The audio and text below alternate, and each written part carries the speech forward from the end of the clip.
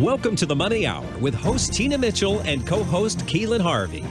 Tina Mitchell, MLO 145420, and Keelan Harvey, MLO 1330075, are licensed loan originators with Highlands Residential Mortgage Limited, NMLS 134871. The views expressed by the speakers on the following program are those of the speakers and do not necessarily reflect the views of Highlands Residential Mortgage Limited, nor are they necessarily endorsed by Highlands Residential Mortgage Limited.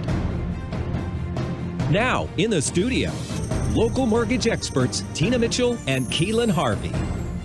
Welcome to the Money Hour at 11:50 a.m. KKNW, the Friday, December 18th virtual show because of COVID-19. Our show is temporarily moved virtually.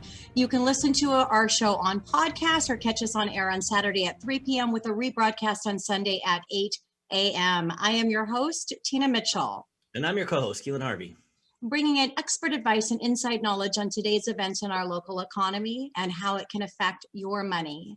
If you are listening to our show at a different time, you are listening to a rebroadcast. We are here to connect you with the guests that we have on the show or answer any questions that you may have. Please call the show at 1-855-400-1150. Again, that's 1-855-400-1150 or online at themoneyhour.com. And our lineup for today's show, we have Susie Berger of Gather for Health. Are we living too short and dying too long? Also, we have Peter Smith of Apex Law Group. You are not your business. Corporate law for small business owners. And our last guest in studio today, Karen Anderson of Silver Age Housing and Care Referrals. Everyone wants to stay in their home and age in place, but maybe you should plan for what if. Great information and great guest in studio. As always, for additional questions or connecting with our guests, please call the show at 1-855-400-1150.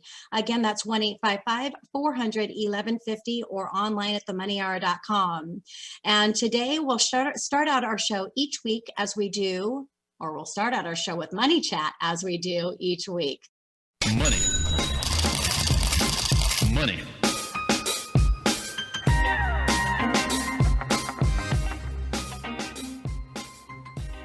So, Keelan, what do you have for our Money Chat today?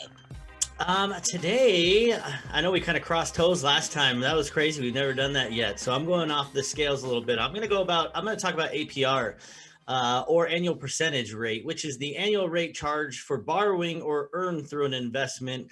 APR, it's basically an attempt to allow consumers to decide between different types of mortgages with varying rates and points and fees and expressing the actual yearly cost of funds over the term of the loan.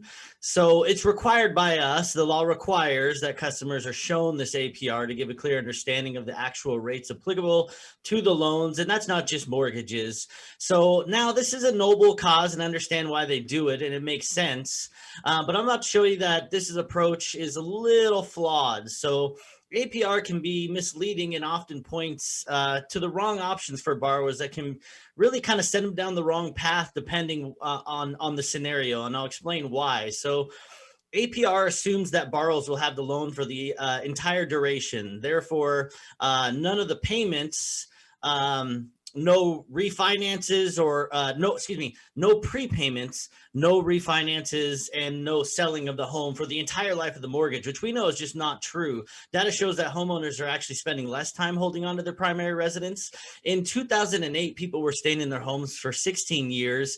And then 2014, it was about 12.9 years. And now I would imagine, actually as of 2018, it was 11 years. And now I can imagine it's even less. So the reality is people are just not keeping a home loan forever. It just doesn't work that way. And then APR also assumes inflation will remain constant at zero. So there's no inflation to be had and basically that the current value of the money being worth more than dollars being paid back in 20 or 30 years later, which, I mean, if you were to purchase a home, I'm just going to talk about inflation, just like let's just isolate inflation itself.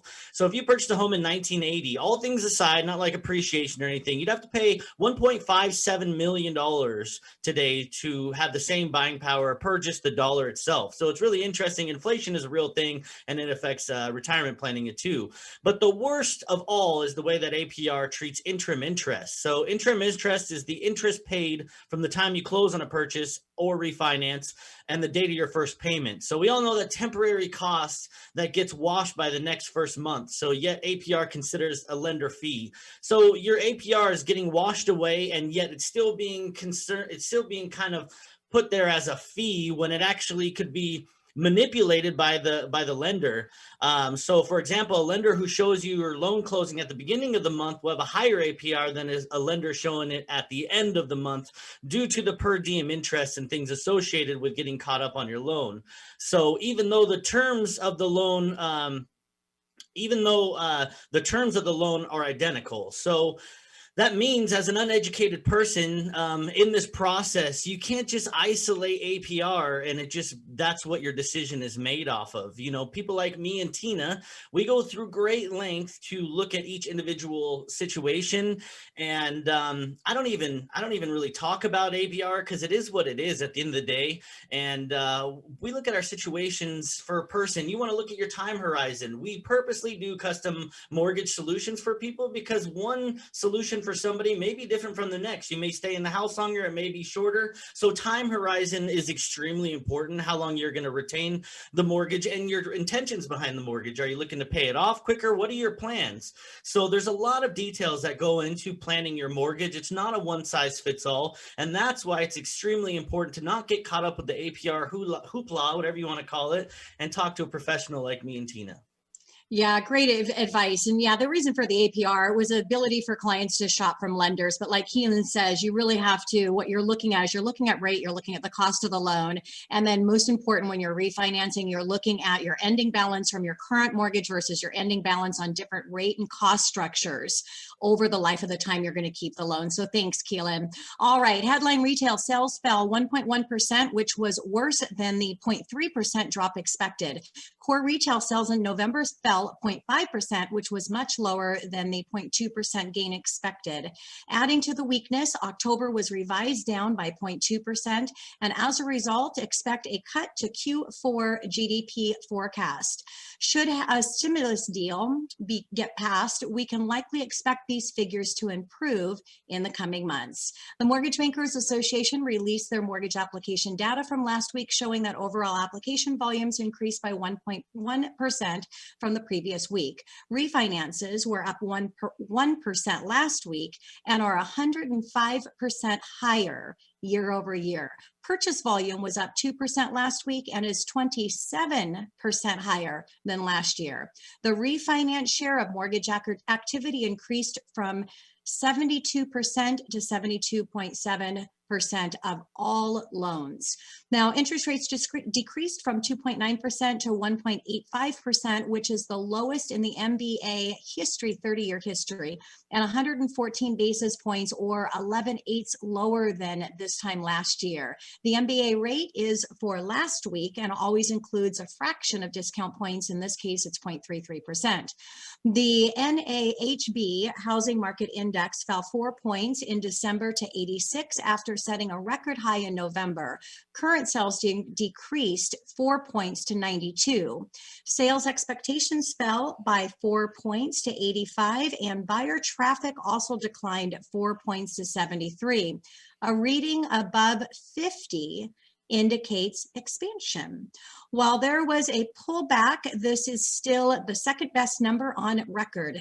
Diane Olick did her best to shed some negativity, saying that this is a sign of a turnaround in housing, but we don't believe that this is true. These figures are still incredibly strong. The Housing Wire is talking about the strength of the housing market and repeated what we have been saying is a strong market. So demographics of the next several years in housing due to birth rates from 33 years ago, we will see a big increase in the number of millennials coming into the market to purchase homes. which will increase demand. They did, however, confuse affordability like many do in the media. The article explains how 4.6% appreciation next year would be a negative for affordability. They don't understand that a 2% rise in incomes could more than support that due to the relative relationship between income and mortgage payment. And we are seeing incomes rises at 4.9%. We see appreciation between 5 and 6% next year. So long as rates stay somewhat stable, which we think is a good chance that they will, affordability can actually improve as it has since last year. Now, Ivy Zellman, who is one of the most respected housing analysts in the U.S., revised her 2021 forecast for home price appreciation. She now feels that we're going to see a 6% appreciation nationwide, which makes us feel confident in our forecast of 5 to 6%. The city pandemic euphoria index rose to 21-year high at 1.61, up from 1.51 the previous week and 1.10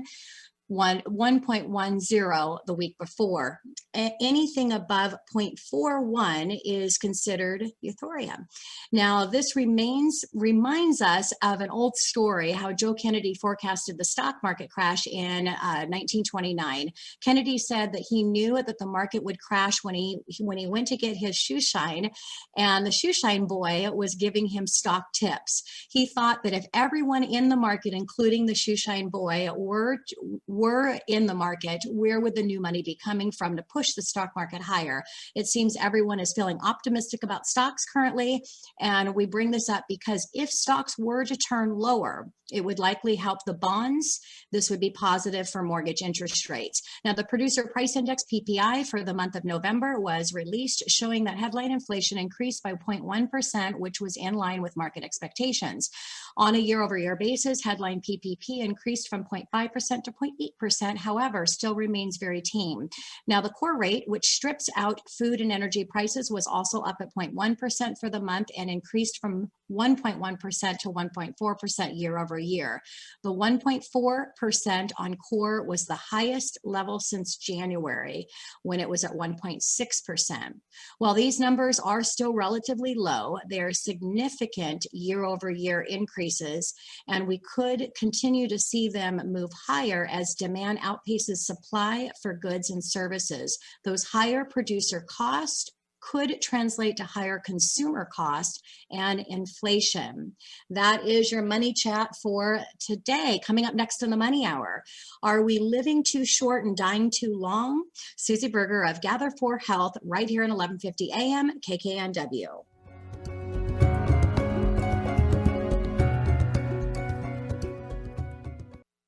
Have something important to say? Want to help improve our world? Need to promote your business uniquely and effectively? KKNW is the answer. Our staff helps broadcasters and podcasters create professional-sounding audio. Bring your talent and let our experts help you craft a radio show or podcast that best delivers your message. Learn more at 1150kknw.com. That's 1150kknw.com. KKNW, talk variety that's live and local.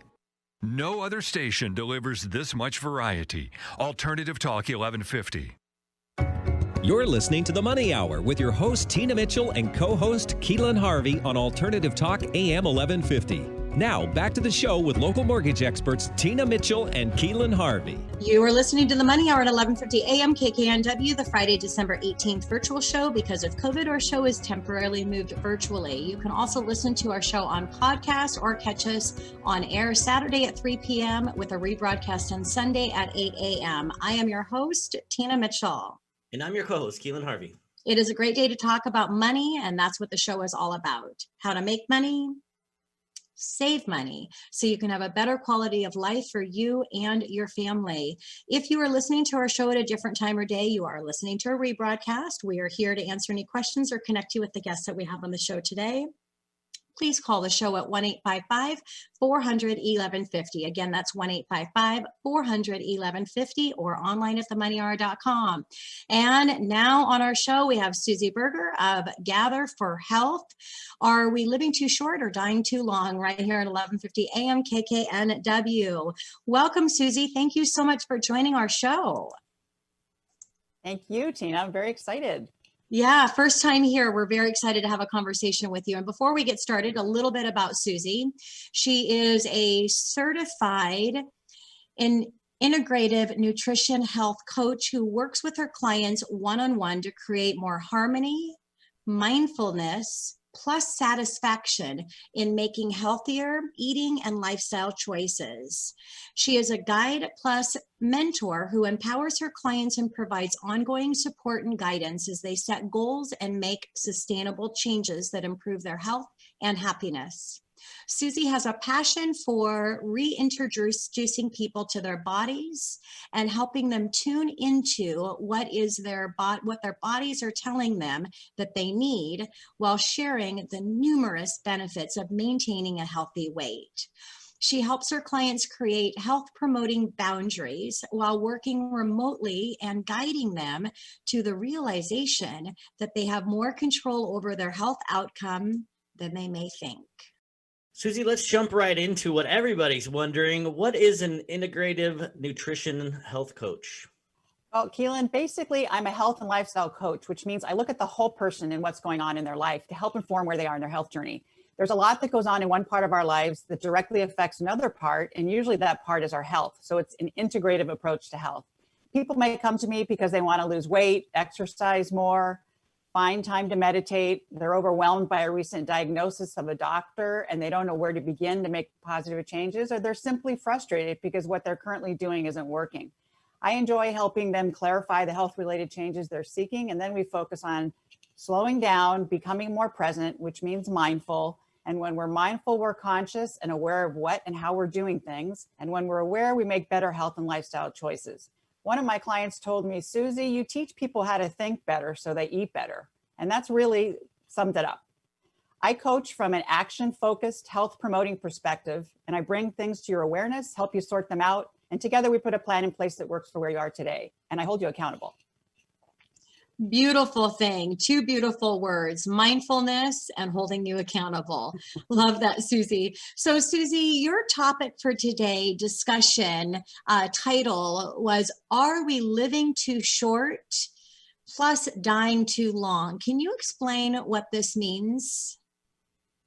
Yes, this was a quote from Libby Weaver, who is one of my favorite teachers. She's a nutritional biochemist. And I love this question that she poses because it's the quality of life that really matters the most. Let this question sink in for a minute. Are we living too short and dying too long? How is your quality of life? For the first time in American history, the older generation will outlive the younger generation, and dying too long is the downhill trend we see in our quality of life due to poor diets and unhealthy habits. Western medicine is allowing us to live longer, but our quality of life is less due to the chronic degenerative illness we're all experiencing by not taking care of ourselves. For example, we don't want to spend the second half of our lives not being able to bend over and tie our shoelaces because our spine is inflexible due to our sedentary lives. When we can't do the simple daily activities, we lose a level of independence, and we don't stop to think about that during the first half of our lives, but we really need to. The choices we make today are not only going to impact how we feel and function today, but they're going to impact how we feel and function in the future. The message from all of us who advocate good health is simple. The power to change all of this is in our hands. It's up to us to make the necessary changes today to improve and maintain a quality of life for all of our tomorrows. I mean, that's so well said. People's mindset is kind of crazy when you get older, and I mean, you use it or you lose it. And as coming from an athlete like myself and coming off an injury, I've realized that more than anybody, I think that unfortunately, that's a reality of the situation. You gotta continue to forever be young in your brain as well as your lifestyle if you can. And that's what I'm trying to push through. And I'm not even that old yet, I would say. I feel kind of old, but I'm, anyways, not about me. Keelan, do not say that you're old. You're really going to upset all of us, except for probably not Peter. It's the girls. We're a little bit old. I'll close my big mouth. But anyways, what is a success factor to be healthy and living a better quality of life? Because I could even use it myself, Susie.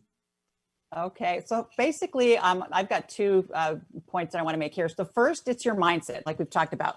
Not subscribing to the ailments everyone says that you should experience when you reach a certain age. For example, well, it's all downhill after 50. That's ridiculous, I say. That's living too short and dying too long mentality. I work with people on reframing the way they look at the health situation that's challenging them. If the challenge is losing weight, we look at their relationship with food. If it's exercise, we look at their relationship with exercise. We can always reframe, reset, and redo. Those are my 3 R's.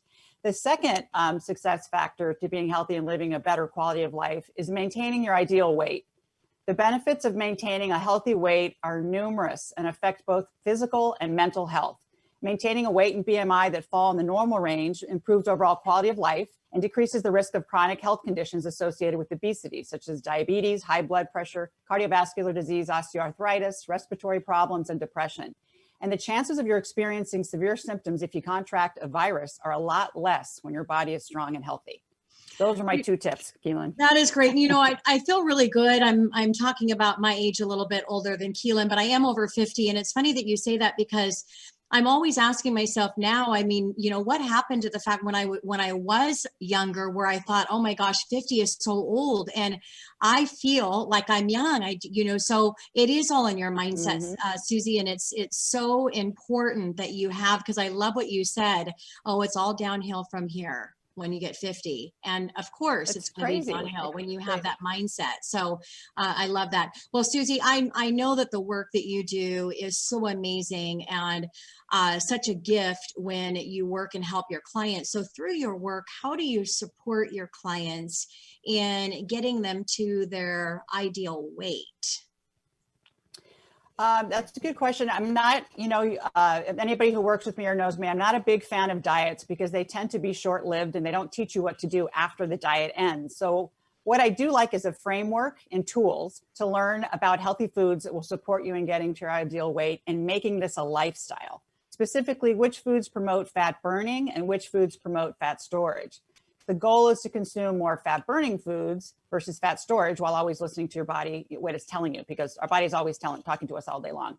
So one of my main goals as a health coach in 2021, as I've been sitting back these past couple of weeks thinking what I want to focus on for next year, is to help people get to their ideal weight. So I'm teaming up with a creator of a program called R3.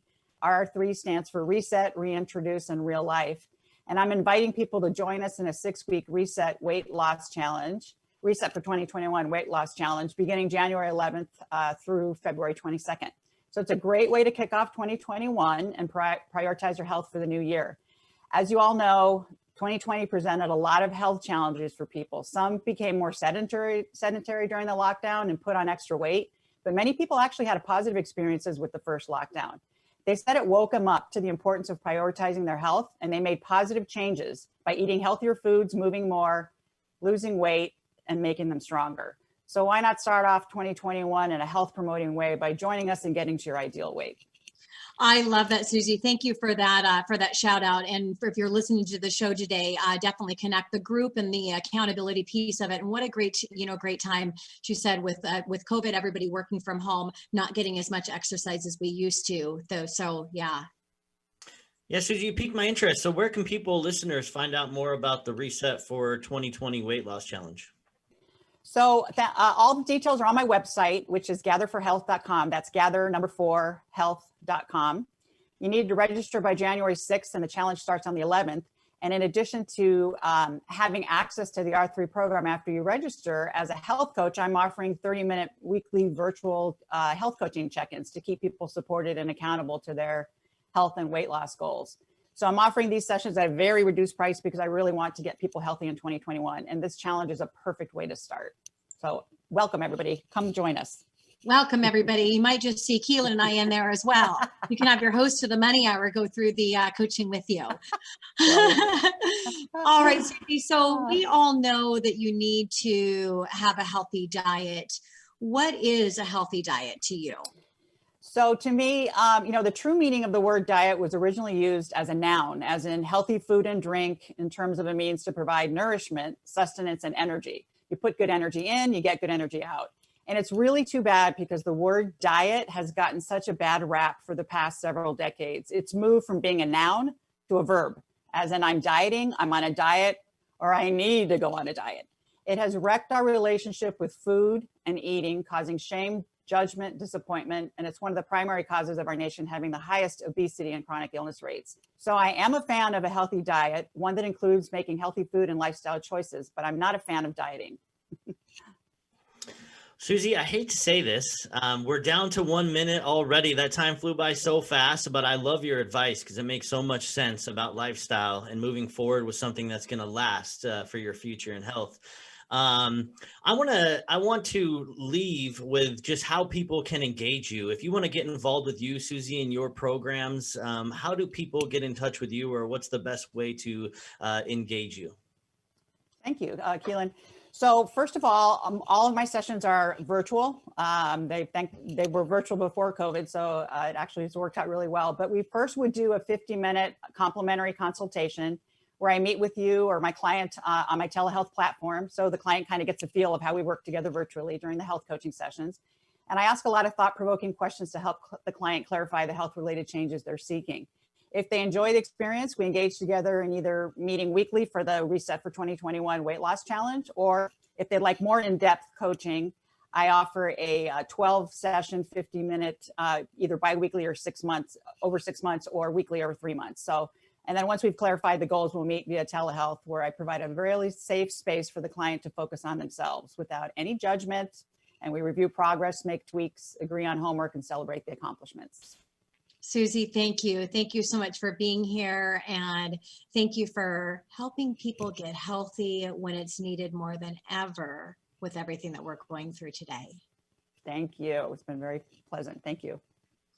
Coming up next in the Money Hour, you are not your business. Corporate law for small business owners. Peter Smith of Apex Law Group, right here on 1150 AM KKNW.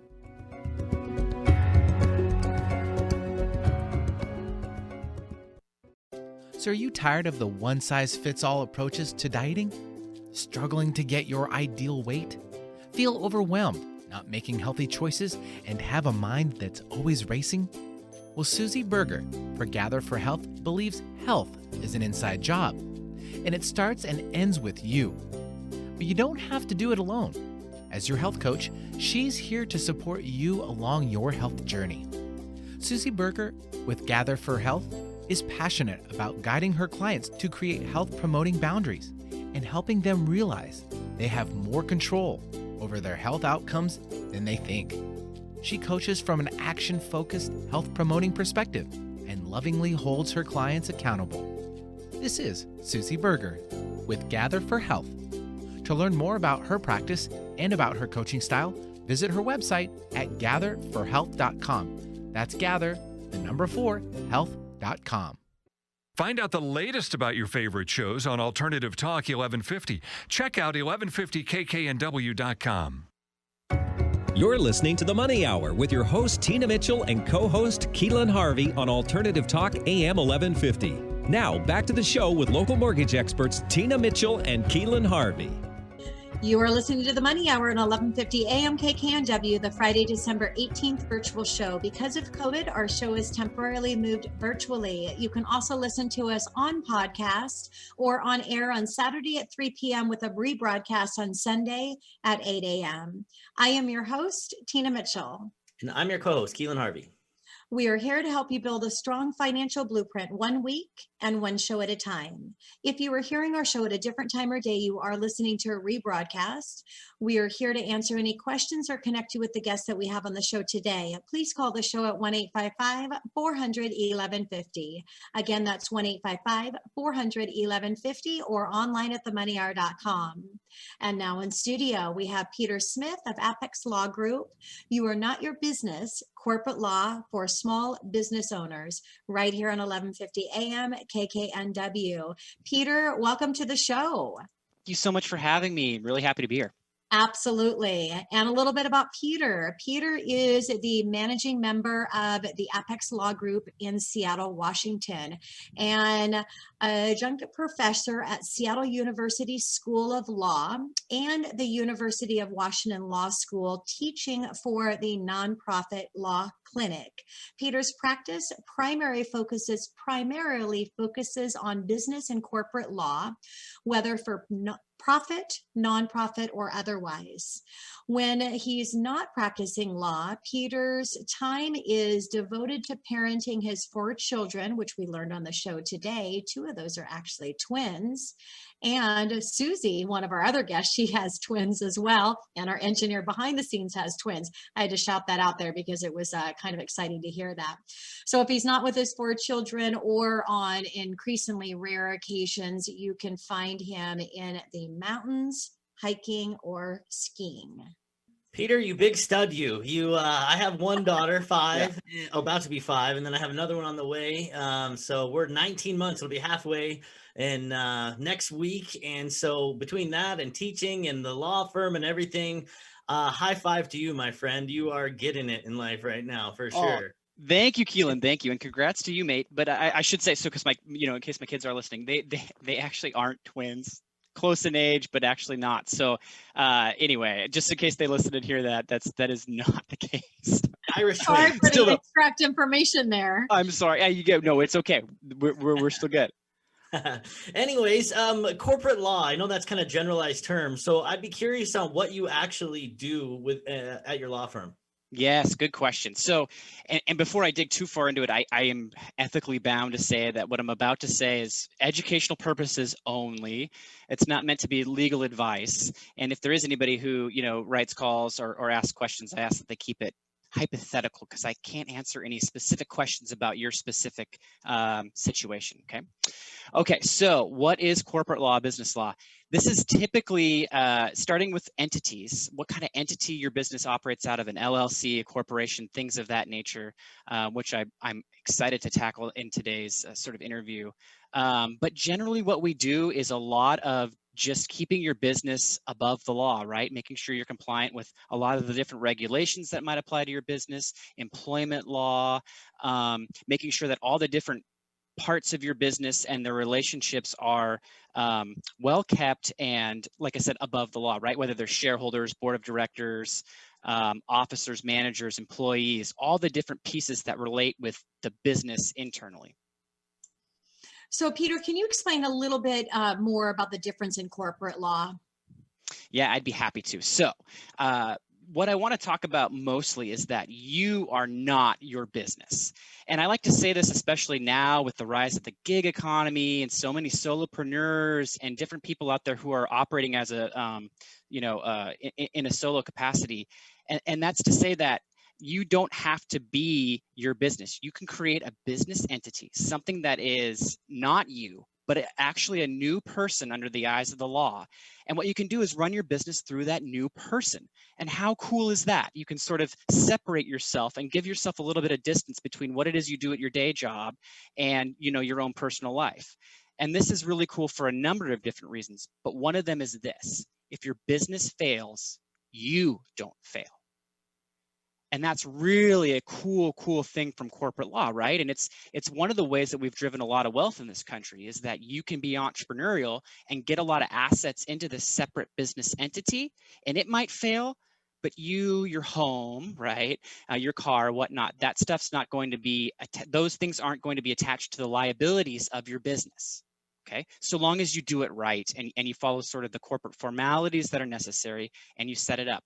And I just want to make sure that your listeners know, even if you're a solopreneur, small business, whatever, you can take advantage of corporate law, and actually fairly cheaply too, and you really should.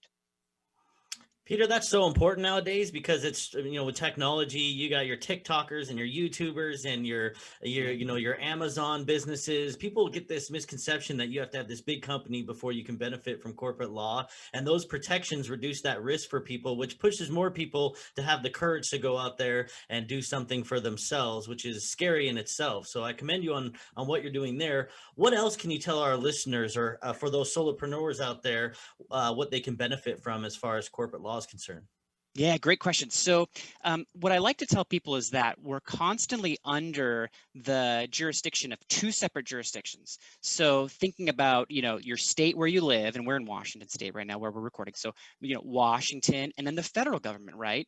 Because it's going to want to take its tax bite from whatever it is you're doing. And so if you keep those two jurisdictions in mind, it's really going to help you sort of do entity planning, business planning, things like that. And Keelan, here's why. If you're just your business, then all the money that's coming through you yourself, your business, that's all income tax, which is typically at a higher rate than a corporate tax, right?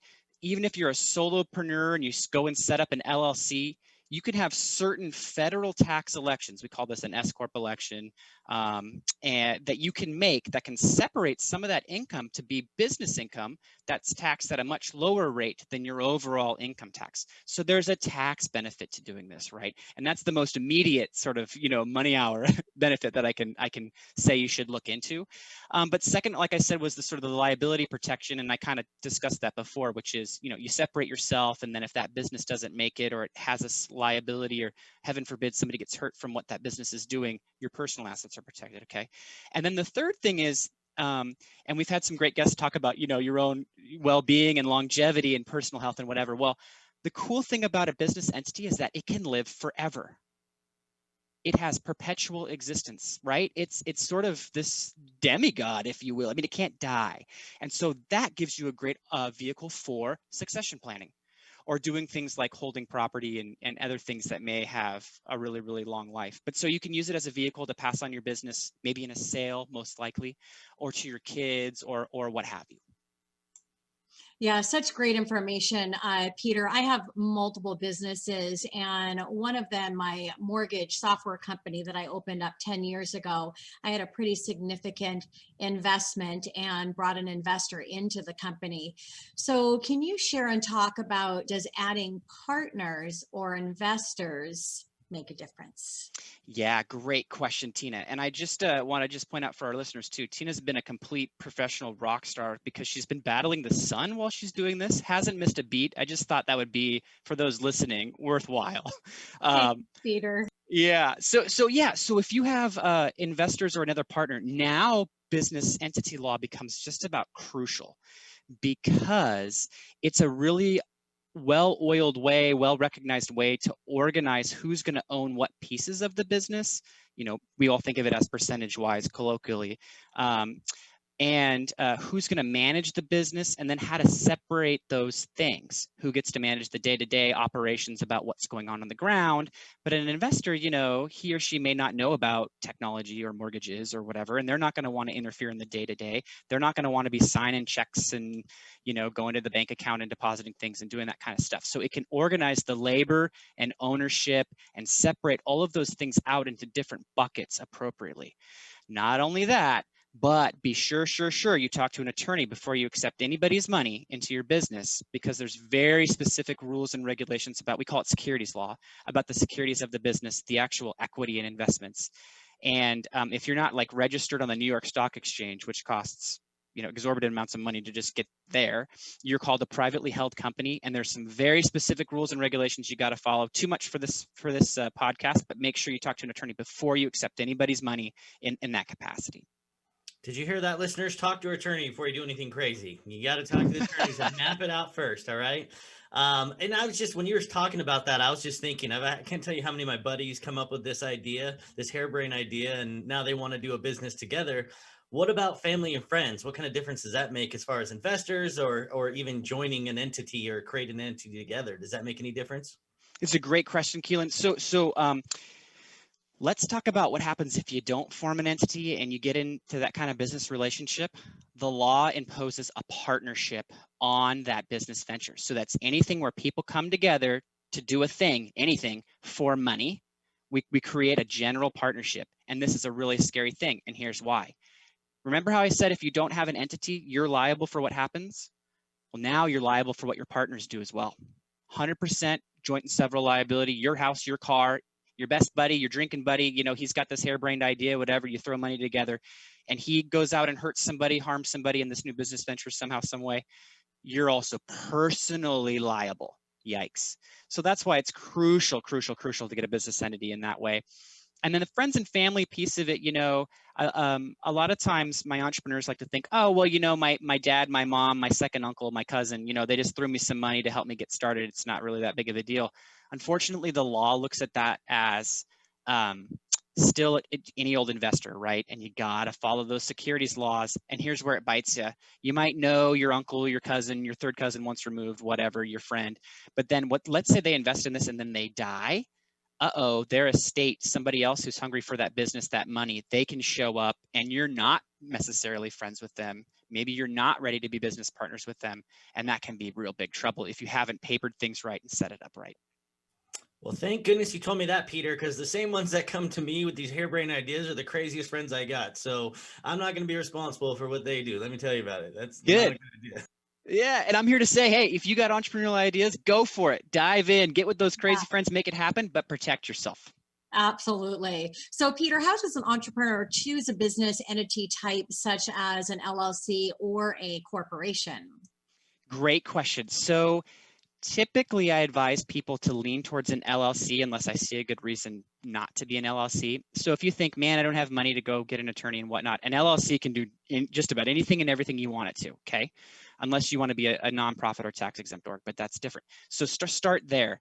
Corporate entities sometimes are a lot more beneficial if you're going to take investment money. Why? Because the IRS rules and most investors, they know what they're going to get with a corporation. It's very rigid and regulated and pretty much the same thing, right? It's like going to McDonald's anywhere across the country. You know what you're going to get.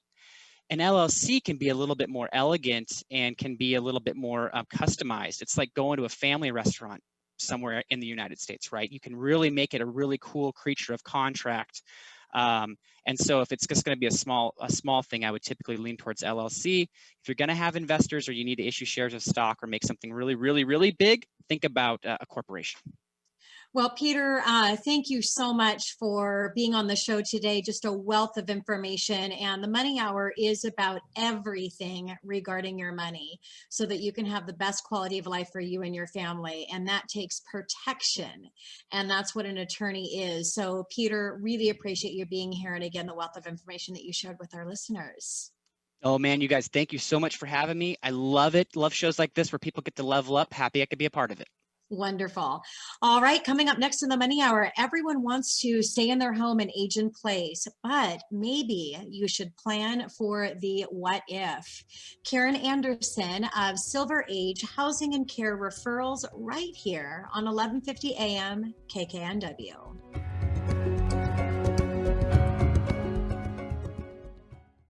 If you or someone you love are looking for housing or in-home care, Silver Age can help. We provide a matchmaking service to help you find your best housing and care options. Our team of caring professionals has more than 30 years of combined experience in the senior housing industry. Since 2008, we've been serving families in King and South Snohomish and North Pierce counties. Our service is free because we are compensated by the housing or home care provider you choose. We pre-qualify housing and care providers. We provide education about the types of housing and care providers.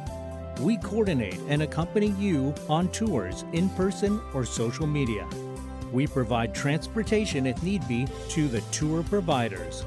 And we follow up to ensure you are comfortable with your choice. For more information about Silver Age Housing and Care Referrals, visit silveragecare.com. That's silveragecare.com. Talk radio with a purpose. Alternative Talk 1150. You're listening to The Money Hour with your host, Tina Mitchell, and co-host, Keelan Harvey on Alternative Talk AM 1150. Now, back to the show with local mortgage experts, Tina Mitchell and Keelan Harvey. You are listening to the Money Hour at 1150 AM KKNW, the Friday, December 18th virtual show. Because of COVID, our show is temporarily moved virtually. You can listen to our show on podcast or catch us on air on Saturday at 3 p.m. with a rebroadcast on Sunday at 8 a.m. I am your host, Tina Mitchell. And I'm your co-host, Keelan Harvey. We bring into studio each week the best of the best experts in our local market when it comes to your money. We're here to help you build a strong financial blueprint. And now in studio, Karen Anderson, a Silver Age Housing and Care Referrals. Everyone wants to stay in their home and age in place, but maybe you should plan for the what if right here at 1150 AM KKNW. Karen, welcome to the show. Thank you for having me. I'm very excited to be here. Likewise, and a little bit about Karen. Karen is a housing and care specialist and has been in the elder field since 2004. Before joining Silver Age, she was a family caregiver support specialist. Karen assisted unpaid caregivers in Snohomish County. In this role, she ran 5 support groups per month, helping caregivers navigate through their scenarios, provided one-on-one consultation, and connect to community resources. Karen's education includes a master's in marketing and a bachelor's in accounting. She also holds certificates in aging in place and powerful tools for caregivers. Personally, she is a caregiver for a family member who has transitioned through home care, adult family home, assisted living community, and memory care. Karen assists families with a deep understanding of their challenges, feelings, and scenarios. Wow, Karen, that's pretty powerful stuff there. You are a rock star in itself as well. So I'd love to hear more about you and the organization, and tell our listeners a little bit about how this all came to be. Yeah, so our owner-founder is Abby Doerr, and she's been in the business over 10 years. And she started out working in an assisted living community and was helping a couple try to figure out what would be their next best scenario. But the assisted living community she worked in was not going to be able to meet that couple's needs. So therefore, she felt bad about letting them walk out the door without actually giving them any answers or hope.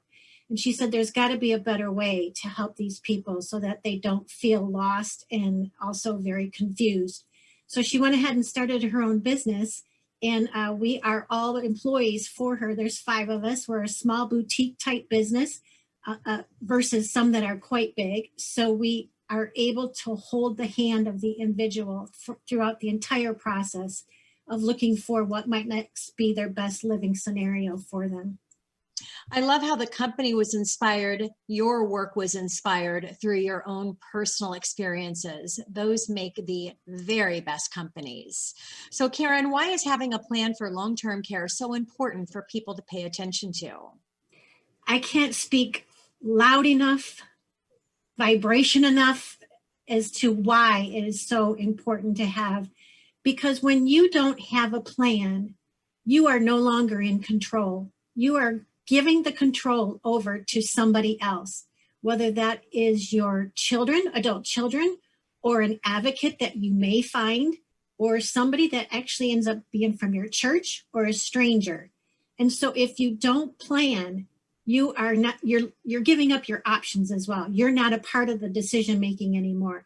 You're giving up your choices to somebody else that can actually make those choices for you. So what we recommend, instead of staying in your home being your only option that you're willing to talk about, let's talk about plan A, and that might be staying in your home. Let's talk about plan B. What if you are no longer able to stay in your home? And maybe that is because you're no longer safe because of fraudulent activity from the outside world, or you're no longer safe because you're not able to take care of yourself anymore. And then there's plan C. Maybe you actually end up moving in with somebody. But we're not, when you call us for help, we're not saying you absolutely have to move somewhere today. What we like to do is educate people about what the options are, help them learn about this new world that nobody understands. There's language that is thrown about that people don't understand, and we love holding people's hand throughout that entire process.